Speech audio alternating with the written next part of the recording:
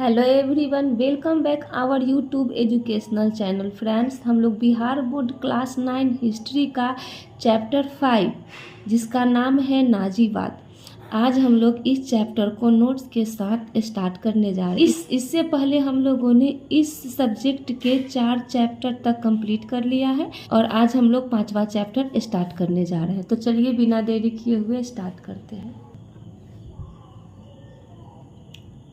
Italy में Benito Mussolini के नेतृत्व में फांसीवाद तथा एडोल्फ हिटलर के नेतृत्व में जर्मनी में नाजीवाद का उदय हुआ। तो ये क्वेश्चन पूछता है कि फांसीवाद का उदय किसके नेतृत्व में हुआ था? तो बेनिटो मुसोलिनी के नेतृत्व में। और बेनिटो मुसोलिनी कहाँ का रहने वाला था? तो इटली का रहने वाला था। और नेक्स्ट क्वेश्चन बनता है कि नाजीवाद का उदय किसके नेतृत्व में हुआ? तो नाजीवाद का उदय किसके नेतृत्व में हुआ? तो एडोल्फ हिटलर के नेतृत्व में। और एडोल्फ हिटलर कहाँ का रहने वाला था? तो वो जर्मनी का रहने वाला था।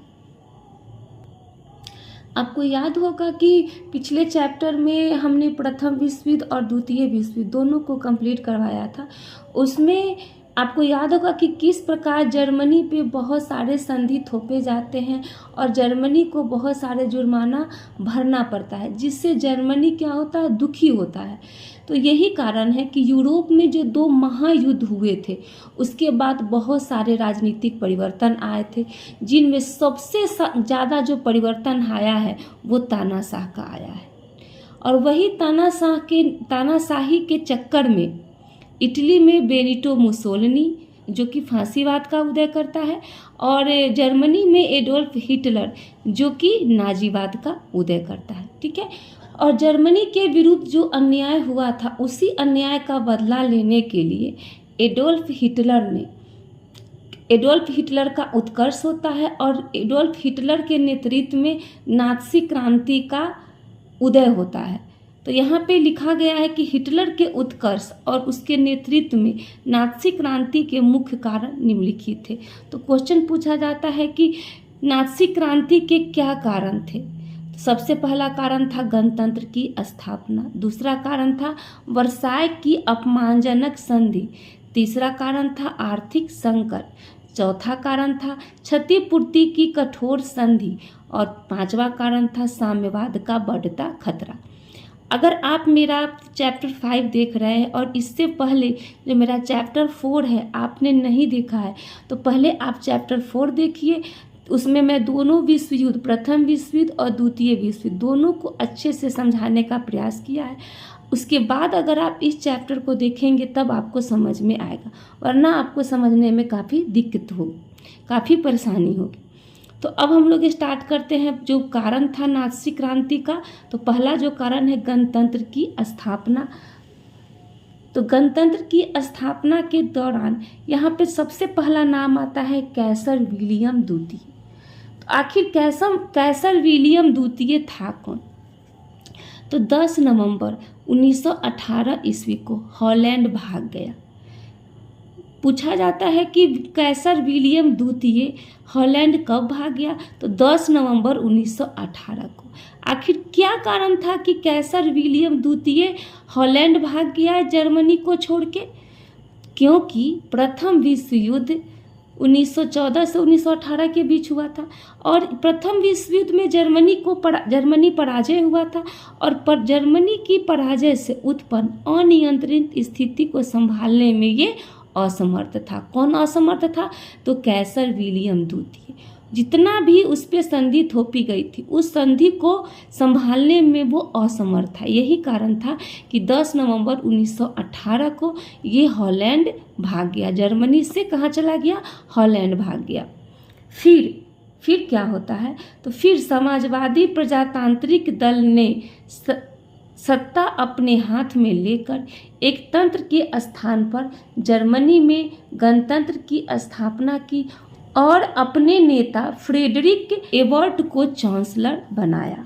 फिर जर्मनी में समाजवादी प्रजातांत्रिक दल ने सत्ता को अपने हाथों में ले लिया और उन्होंने क्या किया कि एक तंत्र के स्थान पर गणतंत्र की स्थापना की और जर्मनी का चांसलर किसको बनाया?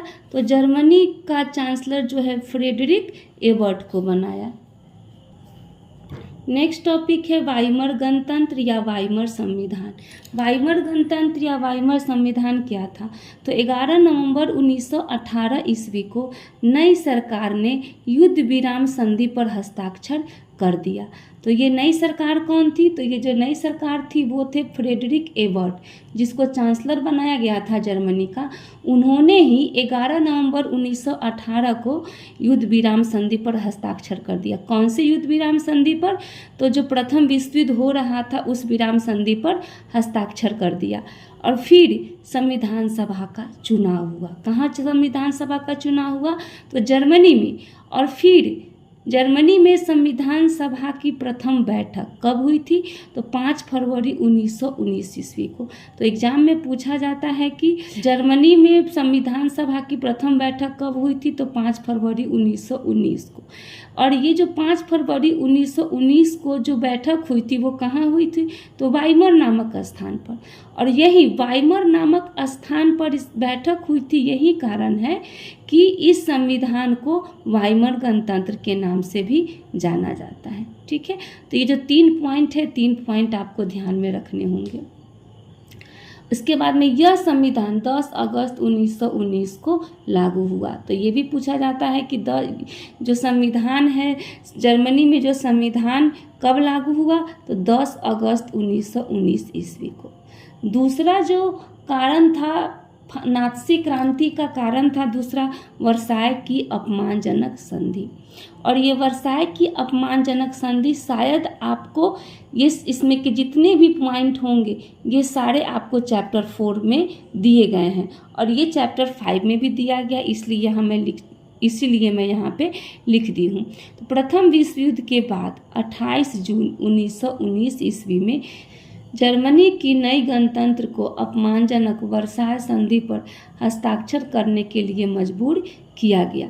तो वर्साय की संधि कब हुई थी? तो 28 जून 1919 ईस्वी को वर्साय की संधि हुई थी और उसी समय वर्साय की संधि पर जर्मनी को हस्ताक्षर करने के लिए मजबूर किया गया और यह संधि काफ़ी कठोर एवं आरोपित थी।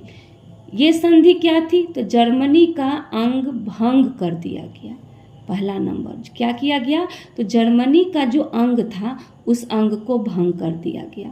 युद्ध के बाद क्या हुआ? अल्सेस लॉरेन का क्षेत्र फ्रांस को लौटा दिया गया। ये आपको याद होगा कि अल्सेस लॉरेन क्षेत्र जो है फ्रांस से ही जर्मनी ने छीना था। आगे है जर्मन क्षेत्र में स्थित सार नामक कोयले की खान को 15 वर्षों के लिए फ्रांस को दे दी गई। ये सारी संधि जो थी वो जर्मनी के साथ हुई थी और यही कारण है कि ये संधि काफ़ी कठोर एवं आरोपित थी और यही रीज़न है कि जर्मनी को इस बात का अपमान लग रहा था और जर्मनी जो थे इस वर्साय की संधि को अपमानजनक संधि कह रहा था। नेक्स्ट है उस क्षेत्र कौन? सार क्षेत्र का शासन किसको दे दिया गया? तो राष्ट्रसंघ को सौंप दिया गया। और नेक्स्ट है राइन नदी घाटी के क्षेत्र को सेना रहित करने का निर्णय लिया गया, यानी कि जो राइन नदी घाटी का क्षेत्र था वहाँ पे सेना नहीं रहेगा। और आगे है कि सैनिक दृष्टिकोण से भी जर्मनी को पंगु बना दिया गया। क्या बना दिया गया? तो पंगु बना दिया गया। अब आप देख रहे हैं दी पर ये सारी शर्तें ला दी जाती है। उसके बाद और भी बहुत कुछ चीज़ें जर्मनी के साथ हुई थी और जिसके कारण जर्मनी को काफ़ी अपमान का सामना करना पड़ा था और जर्मनी इसका बदला लेना चाह रहा था। आपको याद होगा पिछले चैप्टर में हमने ये सब घटना पढ़ी थी। आगे जो है आर्थिक संकट है, नात्सी क्रांति के मुख्य कारण में क्षतिपूर्ति की कठोर शर्तें हैं, ये सब हम लोग नेक्स्ट वीडियो में कंप्लीट करेंगे। तो बने रहिए हमारे साथ, मिलते हैं नेक्स्ट वीडियो में नेक्स्ट टॉपिक के साथ। धन्यवाद।